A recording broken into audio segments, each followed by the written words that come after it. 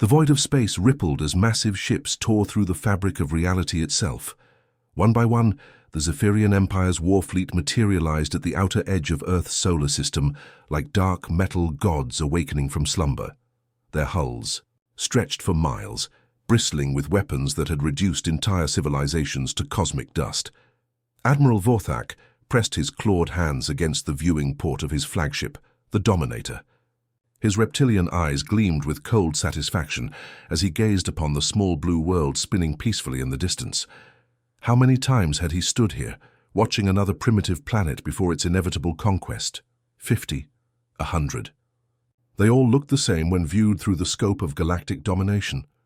Another garden world ripe for harvesting, he hissed to his bridge crew. These humans won't even know what struck them. His tactical officer, a scarred veteran of countless invasions, pulled up holographic displays showing Earth's pathetic defenses. A few orbital stations, some scattered military satellites, and what appeared to be primitive chemical rockets. The officer's mandibles clicked in what passed for Zephyrian laughter. "Sir, their most advanced vessel appears to be a space station with solar panels. This will be over before it begins." Far below the Pacific Ocean's surface, in a facility that officially didn't exist, Captain Jihoon Park felt his heart hammering against his ribs. The deep space sensors had been screaming warnings for the past 6 hours as the alien fleet dropped out of hyperspace. 20 years of preparation, 20 years of living a lie. And now the moment had finally arrived. The underwater base stretched for kilometers in every direction, carved from the ocean floor itself. Thousands of personnel moved through corridors that had never appeared on any government blueprint. These men and women had sacrificed everything for this day, letting their families believe they were dead, living in complete isolation to maintain the greatest secret in human history. "Sir, we're receiving the enemy transmission now," reported Lieutenant Seokjin Lee from the communication station. His voice remained steady despite the sweat beading on his forehead. Jihoon nodded grimly. "Put it through." The main screen flickered to life, revealing Admiral Vorthak's terrifying visage. His voice boomed through speakers, with the authority of someone who had never been denied. "Primitive inhabitants of the third planet. I am Admiral Vorthak of the Zephyrian Empire. Your world now belongs to us. You have one of your hours to broadcast. Your complete surrender across all communication channels. Resist, and we will turn your cities to glass. Comply, and some of you may survive as laborers for the Empire." The transmission cut off, leaving only the hum of machinery in the deep facility. Jihoon closed his eyes for a moment, thinking of his wife who believed he had died in a training accident 2 decades ago. She would never know the sacrifice he had made to protect her world. Across the globe, world leaders gathered in emergency sessions, their faces pale with terror as they watched the alien fleet positioning itself in Earth's orbit. The ships were impossibly large, each one capable of obliterating entire continents. Panic spread through government buildings as officials realized humanity's space-based defenses were utterly inadequate. Within hours, the surrender broadcasts began. The President of the United States appeared on global television, his hands shaking as he read from prepared statements. The leaders of China, Russia, and every major nation followed suit, their voices cracking with defeat as they announced Earth's unconditional surrender to the Zephyrian Empire. Admiral Vorthak watched these pathetic displays from his command throne, his satisfaction growing with each trembling human face. This species was even weaker than their intelligence reports had suggested. No orbital battles, no desperate last stands, just immediate capitulation the moment they realized the odds. "Prepare the occupation forces," he commanded. "We'll have this world catalogued and producing resources within a planetary rotation." But deep beneath the ocean's surface, Commander Minseo Kim stood before a massive sealed door marked with warnings in 12 languages. Her security clearance was among the highest in human military history, yet even she had only learned the full scope of Project Leviathan 6 months ago. Her wrist communicator buzzed with an encrypted message that made her blood sing with anticipation. The words she had dreamed of hearing for 15 years finally appeared on the tiny screen. "Project Leviathan is authorized. Rise and strike." Minseo placed her palm on the biometric scanner, feeling the device read her genetic signature down to the molecular level. Ancient hydraulics groaned as the massive door began to open, revealing the greatest achievement in human engineering history. The hangar stretched beyond the range of her vision, filled with fighter craft that belonged in science fiction rather than reality. Thousands of personnel emerged from their stations, moving with practiced precision toward battle stations they had drilled on countless times but never actually used. Admiral Vorthak believed he had conquered Earth without firing a shot. He had no idea that humanity's real military had been preparing for this exact moment for over 2 decades, hidden beneath miles of ocean water, waiting for the perfect opportunity to remind the galaxy why humans had survived every extinction event their planet had thrown at them. The first phase was complete, but the real war was about to begin. The morning sky over New York City darkened as massive Zephyrian dropships descended like mechanical vultures. Their hulls gleamed with an alien metal that seemed to absorb light itself, and the sound of their engines sent windows shattering across Manhattan. People ran screaming through the streets, some looking up in horror at the invaders who had come to claim their world. Admiral Vorthak studied the tactical displays with smug satisfaction as reports flooded in from across the globe. London, Tokyo, Moscow, Beijing, every major population center was being secured by his forces without a single shot fired. His reptilian features twisted into what might have been a smile as he reviewed the casualty reports. 0 Zephyrian casualties. Admiral, his tactical officer reported with obvious pride. The human military installations offered no resistance. Their leaders have ordered complete cooperation with our occupation forces. Excellent, Vorthak hissed, his forked tongue tasting the victory in the recycled bridge air. Perhaps we can finish this conquest before the next meal cycle. These humans are even more pathetic than the Centaurian colonies. 3 miles beneath the Pacific Ocean's surface, emergency klaxons wailed through corridors that had remained silent for 20 years. Red emergency lights bathed everything in an apocalyptic glow as personnel who had lived like ghosts finally stepped into their true purpose. Captain Jihoon Park stood in the primary control center, watching numbers change on screens that had displayed the same crushing depth readings for decades. The facility around him hummed with energy as massive fusion reactors came online for the first time since construction. Systems that had been maintained in perfect condition but never fully activated began drawing power levels that could light entire cities. Depth 2,000 meters and rising, called out Lieutenant Seokjin from his station. Hull integrity at maximum, all ballast tanks emptying on schedule. Jihoon felt the slight vibration through the deck plating as the UES Prometheus began its journey from the ocean depths toward a surface it had never seen. Around him, officers who had trained for this moment, their entire careers moved with practiced efficiency. These weren't just military personnel, they were humanity's hidden guardians, people who had sacrificed normal lives to prepare for a day they hoped would never come. All hands, this is your captain, Jihoon's voice carried through. Every corridor, every compartment, every hidden corner of the massive vessel. His words reached 50,000 souls who had lived in secrecy, who had let the world believe they were dead to protect the greatest secret in human history. For 20 years, we have waited in darkness while our families mourned us. Today, we rise to defend everything we love. Today, we remind the galaxy that humanity doesn't surrender. We adapt, we overcome, and we survive. Battle stations. The response was immediate and thunderous. Throughout the Supercarrier, personnel ran to positions they had drilled countless times, but never actually used in combat. Engineers brought weapons systems online that had never fired outside of computer simulations. Pilots who had trained in virtual reality for decades finally approached fighters that were real, deadly, and ready for war. Commander Minseo Kim stood in Hangar Bay Alpha, watching as the greatest secret of human military engineering revealed itself. The space stretched beyond what seemed physically possible, filled with fighter craft that looked like they belonged. Centuries in the future, each one was a masterpiece of reverse-engineered alien technology, combined with uniquely human innovation. "Listen up, Ghost Squadron," she called to pilots who had been officially declared dead in training accidents, plane crashes, and classified operations. "You've been practicing for this day since you were cadets. These aren't simulations anymore. Those alien ships up there think we're primitives with chemical rockets. Let's show them what human engineering really looks like.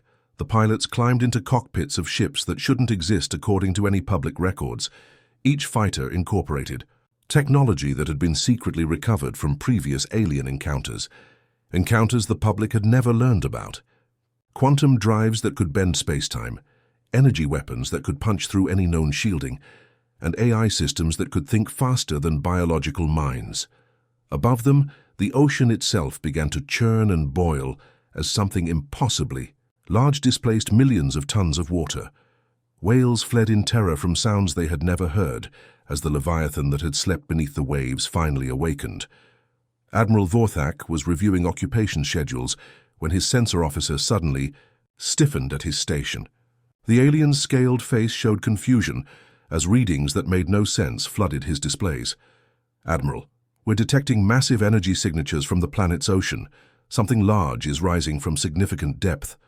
"Define large," Vorthak growled, annoyed at being interrupted from his victory planning. "Sir, the object measures over 1,000 meters in length. Power output is unprecedented. I've never seen energy readings like these from a primitive civilization."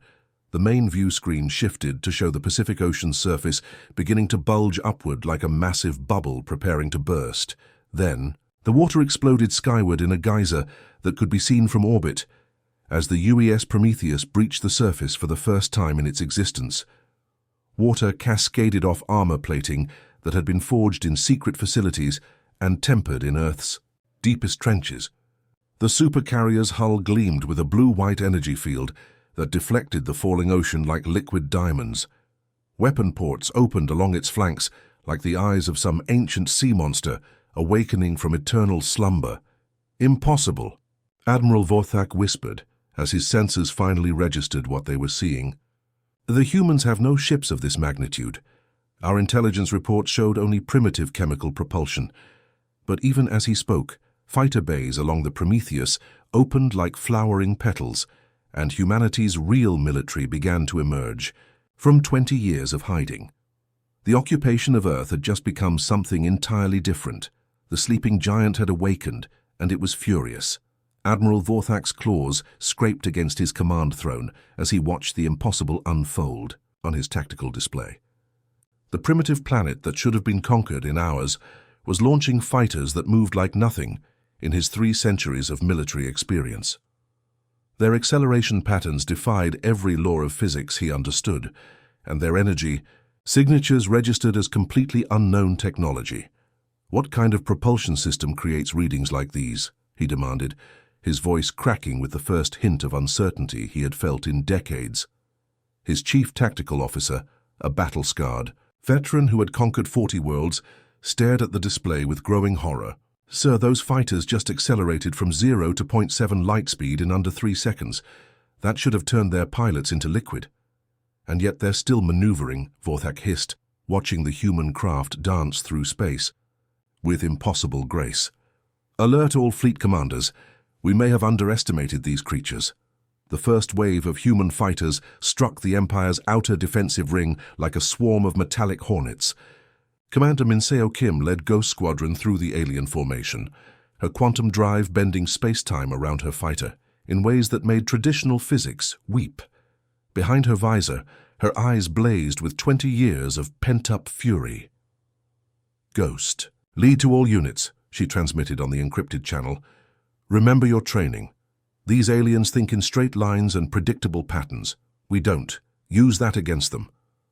Her fighter, designation Reaper 7, rolled through an attack pattern that would have been impossible for any conventional craft. The quantum drive allowed her to exist in multiple probability states simultaneously, making her effectively untouchable by enemy targeting systems designed for linear warfare.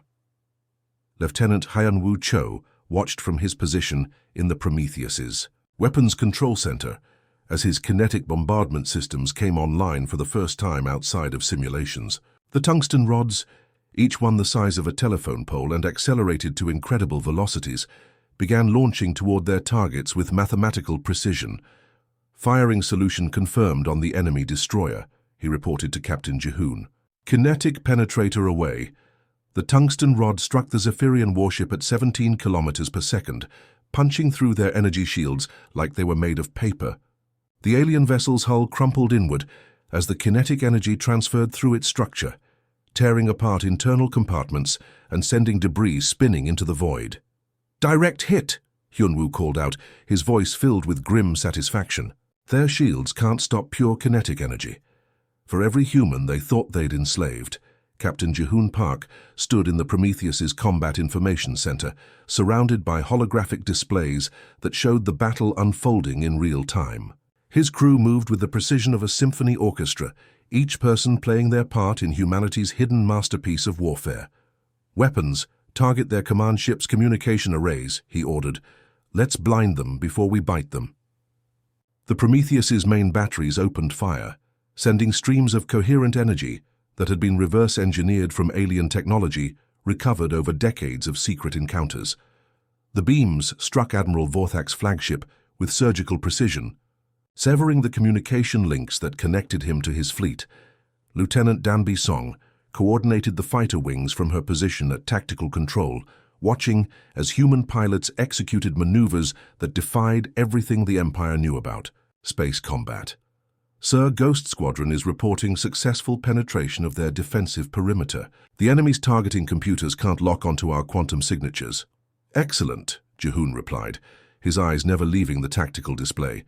"Signal all fighter wings. Execute pattern Delta 7. Let's show them what happens when they underestimate human creativity." Admiral Vorthak watched in growing panic as his perfectly organized fleet began to fall apart. The human fighters moved through his formations like they could predict every defensive move before it happened. His vessels, designed for warfare against conventional enemies, found themselves helpless against opponents who refused to follow the established rules of space combat. "All ships, concentrate fire on that carrier," he roared, his composure finally cracking. "Bring me its burning hull." But even as his remaining vessels turned their weapons toward the Prometheus, the massive human ship began to move in ways that should have been impossible for something its size. The supercarrier rolled and twisted through space like a dancer, its hull gleaming with energy fields that deflected incoming fire while its own weapons continued their deadly work. Commander Minseo led her squadron in a diving attack on the Empire's heavy cruiser, her fighters screaming through the void at speeds that turned them into streaks of light. The alien gunners tried desperately to track targets that seemed to phase in and out of reality, their weapons firing at empty space, while the humans struck from impossible angles. "Ghost 2 to Ghost Lead," came the voice of Captain Inwoo Park over the comm. "I'm seeing their shield generators. Permission to demonstrate human innovation?" "Granted, Ghost 2. Light them up." Inwoo's fighter launched a weapon that the Empire had never encountered, a device that didn't just pierce shields, but convinced them they didn't exist in the first place. The quantum disruptor field spread across the cruiser's defensive systems, and suddenly, the massive alien warship found itself naked in space.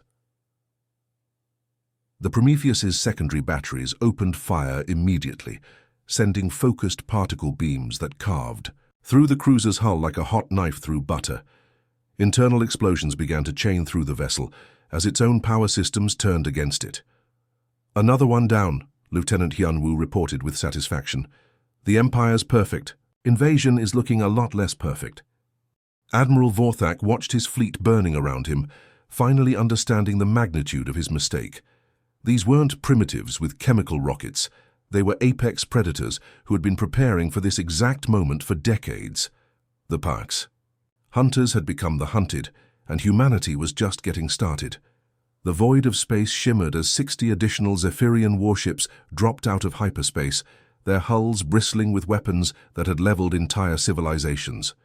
Admiral Kithros, commanding the reinforcement fleet, studied the tactical display with the confidence of someone who had never lost a battle in 4 decades of conquest. "One human vessel against the combined might of 2 battle fleets," he rumbled to his bridge crew. "This will be over within the hour. Prepare to salvage what remains of Admiral Vorthak's forces." The massive dreadnoughts moved into formation with mechanical precision, their targeting systems locking onto the lone human supercarrier that had somehow survived the initial assault.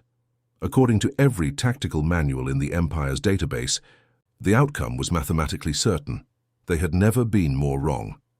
Admiral Vorthak's flagship, now badly damaged and listing to one side, managed to establish communication with the reinforcement fleet. His scaled face appeared on Kethros's view screen, showing injuries and something that looked disturbingly like fear. "Admiral Kethros, you must listen to me," Vorthak gasped, his usual arrogance replaced by desperate urgency. "These humans are not what we thought. Their technology adapts to our countermeasures in real time. They're learning from every shot we fire." Kethros dismissed the warning with a wave of his clawed hand. "Your pride is wounded, old friend. Watch how a real admiral handles primitive opposition." But even as he spoke, the human supercarrier began to move in ways that defied every law of physics the Empire understood. The massive vessel rolled through space like a living creature, its hull rippling with energy fields that seemed to shift and change based on incoming threats.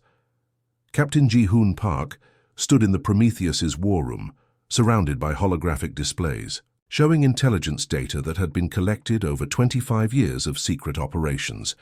His senior staff gathered around him, their faces grim with the knowledge of what they were about to reveal to the galaxy. "Gentlemen, ladies," Ji-hoon began, his voice carrying the weight of decades of preparation.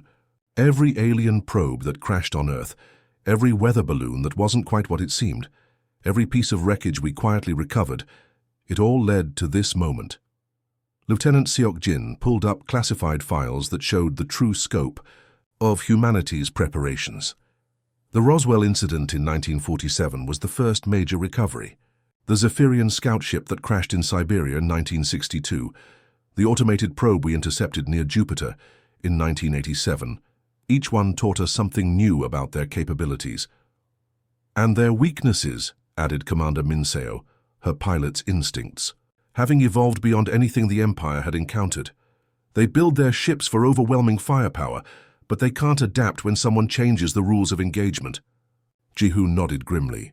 "They taught us their weaknesses without realizing it. Every piece of their technology we studied, we improved upon. Every tactical doctrine we observed, we learned to counter. They've been preparing us to defeat them for decades." The Prometheus's AI systems, christened Athena by the human crew, began analyzing the incoming reinforcement fleet with processing power that combined human creativity with quantum computing. Unlike the rigid, predictable artificial intelligences used by the Empire, Athena had been designed to think like a human, chaotic, unpredictable, and infinitely adaptable. "Athena Online," the AI announced, in a voice that sounded disturbingly human. "Analyzing enemy fleet composition. 47 vessels detected, including 12 heavy dreadnoughts. Estimated time to complete tactical analysis, 3 minutes 14 seconds. "Much faster than expected," observed Lieutenant Danby from her position at the tactical station. "The AI is learning from each engagement." Commander Minseo launched from the Prometheus's fighter bays with a full squadron of pilots who had trained for this exact scenario. As Ghost Squadron screamed through space toward the reinforcement fleet, she opened a channel to all human fighters. "Listen up, Ghosts. These new arrivals think they're rescuing their friends. Let's show them what happens when you corner a predator species." Her fighter, now battle-tested and upgraded with technology scavenged from the first engagement, moved through the void like a living shadow. The quantum drives allowed impossible maneuvers, while the adaptive shielding systems automatically adjusted to counter each new weapon type the Empire deployed. Captain In-woo Park, flying as Ghost 2, watched, his targeting system lock onto an enemy dreadnought's power core. "Ghost Lead, I'm reading weaknesses in their primary reactor shielding. Permission to test our new fusion torpedoes." "Granted, Ghost 2. Let's see what human engineering can do to their invincible armor." The fusion torpedo streaked through space, its warhead containing technology that the Empire had never encountered. Instead of simply exploding on impact, the weapon created a cascade reaction that turned the target's own power against itself. The dreadnought's hull began to glow white-hot as its reactor went critical. Admiral Kethros watched in horror as his flagship sister ship tore itself apart from the inside.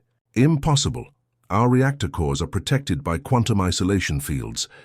Not anymore, Lieutenant Hyunwoo reported from the Prometheus's weapons control. Athena has figured out how to make their defenses work against them. The AI is rewriting the rules of engagement faster than they can adapt. The battle that should have been humanity's final defeat became a demonstration of what happened when a species learned to weaponize their own unpredictability. The Empire's reinforcement fleet, designed to overwhelm through superior numbers and firepower, found themselves facing an opponent that could predict their every move while remaining completely unpredictable in return. Athena's voice echoed through the Prometheus's bridge as the AI reached a conclusion that would terrify any traditional military force. Analysis complete. Enemy tactical doctrine identified. Probability of human victory 97.4%. For the first time in their history, the mighty Zephyrian Empire faced an opponent that could outthink them. The hunters had become the hunted, and humanity was just getting warmed up. The battle for Earth's future exploded across the dark void of space as Admiral Vorthak's massive flagship, the Devourer, spun helplessly through the debris field. Emergency lights flickered across its hull like dying stars, and the once mighty vessel that had conquered 1,000 worlds now leaked atmosphere into the vacuum. Captain Jihoon Park stood on the bridge of the UES Prometheus, watching the enemy fleet crumble before humanity's hidden power. The Prometheus itself was a marvel of human engineering, a kilometer-long fortress of black metal and plasma conduits that had remained invisible to alien sensors for decades. Its hull rippled with adaptive camouflage technology, making it appear as nothing more than floating space debris until the moment it struck. "Sir, we're receiving a distress signal from the Zephyrian command ship," reported Lieutenant Hyunwoo from his tactical station. His fingers danced across holographic displays, showing the scattered remains of what had once been the Empire's most feared battle group. "Put it through," Jihoon commanded, his voice carrying the weight of humanity's long-awaited victory. The transmission crackled to life, revealing Admiral Vorthak's reptilian features twisted in pain and disbelief. The alien commander's scales had lost their lustrous sheen, and his 6 eyes darted nervously as he spoke in broken human language. "Human. Vessel. How is this possible? Our sensors showed only primitive settlements on your world. Where did you acquire such technology?" Jihoon smiled coldly. "You made the mistake of assuming we were as helpless as the other species you've enslaved. We've been preparing for this day since your first scout ships entered our solar system 50 years ago." Through the observation windows, the crew of the Prometheus could see the aftermath of the battle. Twisted metal fragments that had once been Zephyrian destroyers drifted slowly past, their bioluminescent hull markings now dark and lifeless. The aliens had built their ships to inspire fear, organic curves mixed with brutal weaponry, designed to break the spirit of any species that dared oppose them. But humanity had learned from every encounter. While the Empire believed Earth was still in its technological infancy, human scientists had reverse-engineered captured alien technology and improved upon it. The Prometheus carried weapons that could slice through Zephyrian armor like paper, and its shields could absorb energy blasts that would vaporize lesser vessels. Commander Minseo approached the captain's position, her footsteps echoing in the sudden quiet of the bridge. "Sir, long-range sensors are detecting movement throughout the system. The other fleets are beginning to reveal themselves." As if summoned by her words, the space around Earth began to shimmer and distort.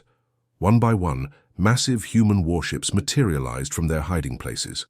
The UES Horizon emerged from behind Luna, its red and gold hull gleaming with fresh battle damage. The UES Defiance uncloaked near Mars, its experimental quantum cannons still glowing with residual energy. Each vessel was unique, built for specific combat roles and equipped with weapons the Empire had never encountered. The Zephyrian survivors watched in growing horror as humanity's true strength revealed itself.